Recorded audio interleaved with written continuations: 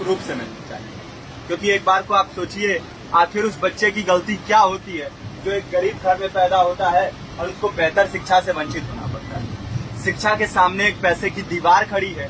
जो जितनी ऊंची दीवार लांघ सकता है, जो जितना अधिक पैसा शिक्षा पे खर्च कर सकता है, वो उतनी बेहतर शिक्षा पा सकता है। लेकिन अगर एक देश एक है, लोकतांत्रिक देश है, तो शिक्षा भी सबको एक समान रूप से तो मिलनी ही चाहिए।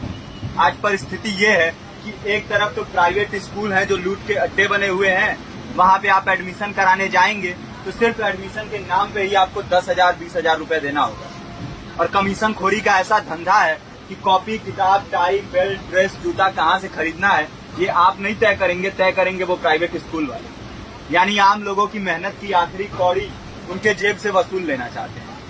और दूसरी तरफ सरकारी स्कूलों में न तो पर्याप्त टीचर हैं, न पर्याप्त बिल्डिंगें हैं।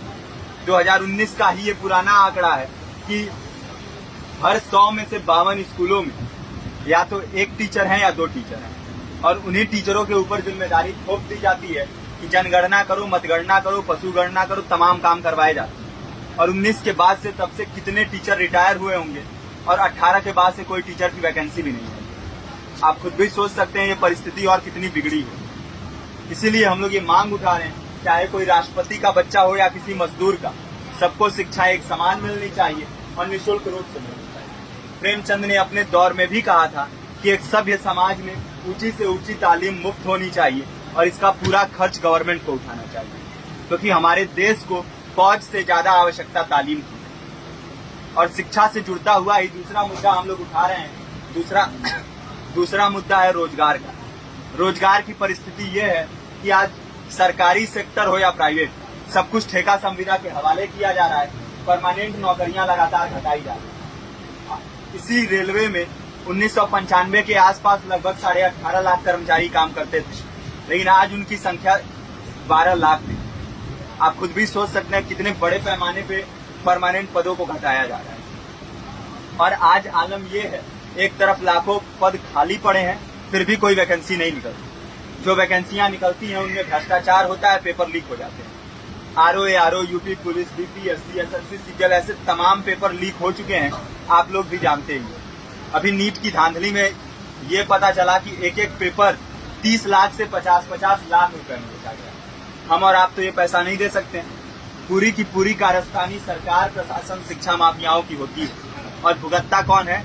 आम घरों के लोग, जो लोग सालों साल तैयारी करते हैं, दिन भर में 10-10 घंटे, 12-12 घंटे पढ़ते हैं। और इतनी कड़ी मेहनत के बाद, सालों साल की मेहनत के बाद उनके हाथ लगती है तो सिर्फ हताशा, निराशा, अवसाद।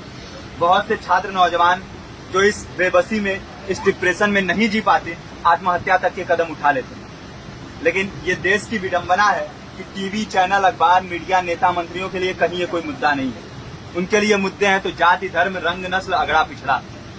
आज जब पूरी परिस्थिति इतनी भयावह है तो ये जरूरी है कि लोगों के बीच में जाया जाए, लोगों को संगठित किया जाए और एकजुट किया जाए। क्योंकि आज अगर अपने मुद्दों पर बोलेंगे नहीं तो कल को ये परिस्थिति और बिगड़ेगी। हो सकता है ले दे के अपनी जिंदगी तो हम लोग काट ले जाएंगे, लेकिन आने वाली पीढ़ियों को क्या भविष्य दे के जाएंगे, ये भी सोचने वाली बात है। हमारे साथी ने आपको पर्चा दिया है, पर्चा आप तक पहुंच गया है।